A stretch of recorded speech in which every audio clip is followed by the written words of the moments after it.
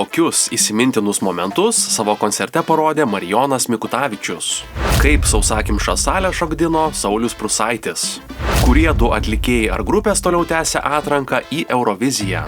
Visa tai naujame Niekas niekam video dabar.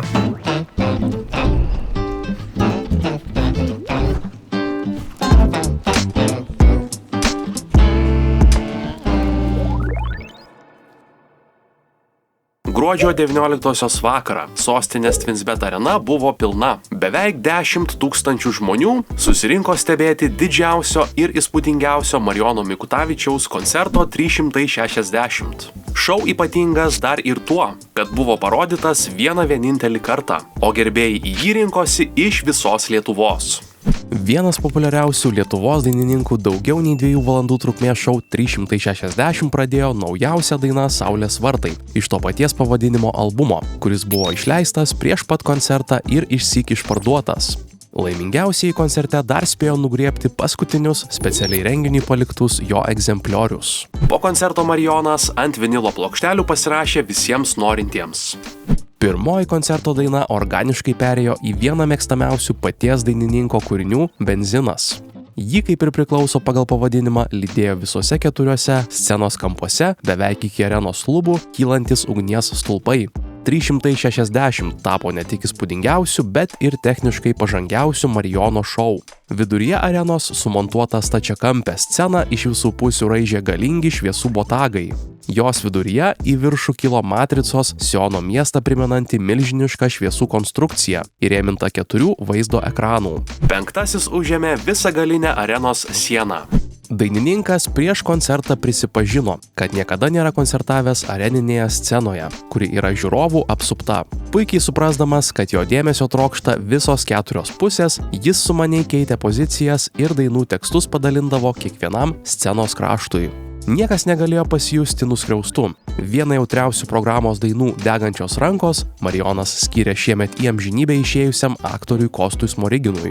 Dainą lydėjo subtili Eimanto Belicko sukurta vizualizacija. Joje Kosto Smorigino kadrai iš miuziklo Žygimanto Augusto ir Barboros Radvilaitės legenda bei roko operos Jūratė ir Kastytis. Pastarojoje drauge su Kostu Smorigino vaidino ir pats Marijonas. 360 emocijų davė tiek, kad maža miniai tikrai nepasirodė. Ar mylėsi tu mane? Ar mylit ją jūs? Ši vasara. Nebetylis ir galiai. Geriausi vakarai. Visi publikos geidžiamiausi hitai buvo sudainuoti. Prieš koncertą Marijonas viešai pažadėjo siurprizą, kurio niekas neatspės. Ir tikrai nepamelavo. Siurprizas, kuris laukia publikos, buvo vertas aukso. Dabar padarysiu dalyką, kurio dar niekada nedariau. Ryte aš jam paskambinau ir pasakiau, kad šiandien vakare mes turime daug bendrų rūpesčių. Ir jis man atsakė: taip, sūnau, suprantu. Prieš daug metų jis mane per kančias ir ašaras nutempė į muzikos mokyklą. Tada aš jos nekenčiau. Tačiau kai kurie dalykai, net jei įvyksta per prievartą, labai retai, bet turi visai neblogas pasekmes, sakė Marijonas ir į sceną pakvietė savo tėtį Juozą Mikutavičių. Čia kažkur salėje yra ir mano mama. Mama, aš atsiprašau, daugiau taip nedarysiu. Kalbėjo atlikėjas. Drauge su tėčiu Juozu Marijonas atliko garsiausią savo kūrinį 3 milijonai. Mikutavičius vyresnysis akomponavo akordeonu. Man garbė sugroti 3 milijonus, kuriems šiemet sukanka 25 metai, sakė jis. Tuo siurprizai nesibaigė. Po dainos Marijono tėtis savo akordeoną padovanojo vienam iš žiūrovų, jaunam vaikinui, kuris prisipažino mokantis jo groti. Žmogus negalėjo savo laimę patikėti. Po tokio nepamirštamo šou publika be viso atlikėjo ir komandos paleisti negalėjo. Tegul kitais metais ateina ramybė ir taika. Paprastais, bet tiek daug visiems mums reiškiančiais žodžiais atsisveikino Marijonas Mikutavičius.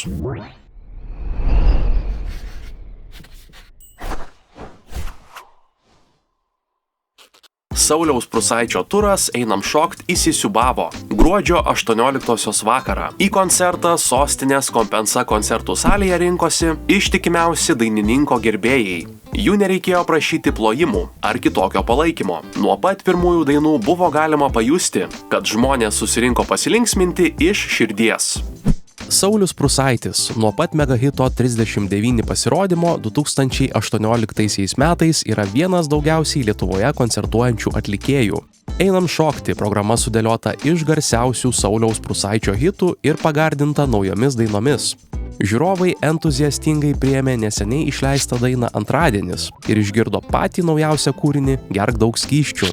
Sauliaus dainos pasižymi tuo, kad išgirdus vieną sykį negrįžtamai įkrenta į smegenis. Jei prisidirbai daug kvailysčių ir prisidarei kiaulyščių, gerk daug skysčių, gerk daug skysčių. Pirmą kartą girdėdama naują, ironišką dainą, drauge jau traukė minią. Beje, garsioji daina Prie ežerėlio suskambo netikėtai. Į sceną Saulius pasikvietė būrį vaikų, o muzikantai išsitempė pripučiamą valtį. Nuotaika išsyk tapo panaši į tą, kuri apima šiltą vasaros vakarą su šeima ir draugais, leidžiant laiką prie bet kurio Lietuvos ežero. Po dainos vaikai nelabai norėjo skirstytis, o vienas berniukas net turėjo specialų prašymą. Sauliau, ar galiu paprašyti, kad žmonės salėje padarytų bangą? Sukaupęs drąsą paklausė jis. Ir žinoma, publika su malonumu išpildė jo norą. Apskritai, tokios puikios publikos, kokią turi Saulius Prūsaitis, galėtų pavydėti daugelis. Žmonės jau per pirmas dainas kilo iš savo vietų ir visiškai pateisino turo pavadinimą Einam šokt.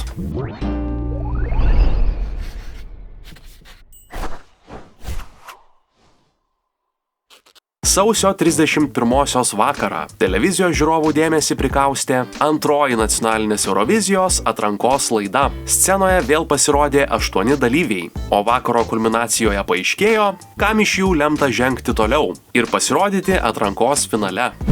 Antrajame pusfinalyje savo pasirodymus ir dainas žiūrovams dovanojo šie atlikėjai bei grupės: Thea Leroy, Vilnius Voices, Mėnulio fazė, Grete, Atikin, Melanija, Dagna ir Agnė Buškevičiūtė. Atrankos dalyvių likimą kartu su balsuojančiais TV žiūrovais kiekvieną laidą sprendžia vis kitokios sudėties komisija. Šį vakarą tai buvo kompozitorius, muzikos prodiuseris Vytautas Bikus, laidos Labas rytas Lietuva vedėjas Kristupas Naraškevičius, Lietuvos teatro režisierė, pedagogė, dueto Kamanių šilelis narė Kamilė Gudmonaitė, dainuojamosios poezijos kūrėja ir atlikėja Ieva Narkutė, bei žurnalistas, LRT pop muzikos vyriausiasis redaktorius, radio laidų vedėjas bei Eurovizijos komentatorius Ramūnas Zilnys.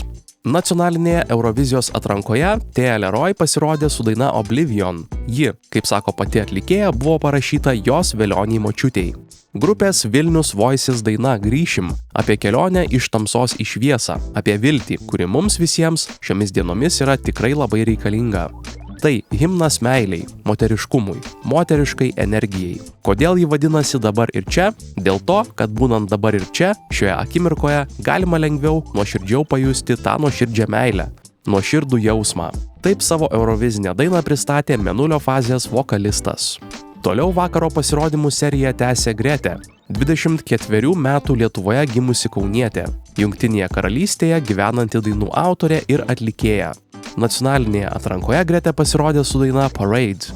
Kaip sako pati atlikėja, tai drąsus jos žingsnis į alternatyvaus roko teritoriją. Nikita Vaitkevičius, Atikin, Eurovizijos atrankai paruošė, kaip atsako bene viską, ko ir reikia didžiai šio konkurso scenai.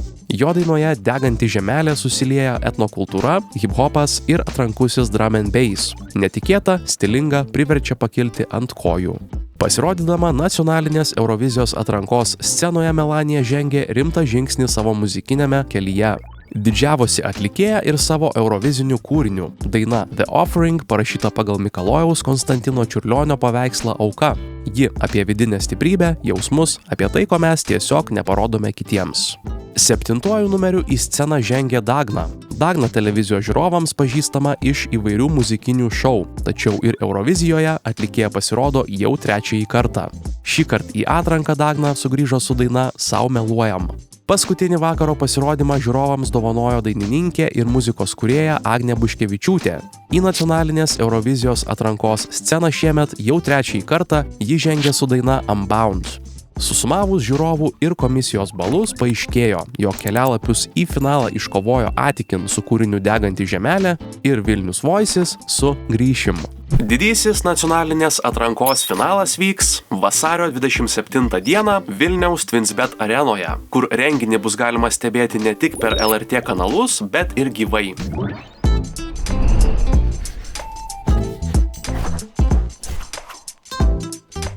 Šiandien naujienų tiek, pasimatysime lygiai po savaitės. Nepamirškite paspausti patinka, užsiprenumeruoti kanalą ir pasidalinti video su kitais. Iki!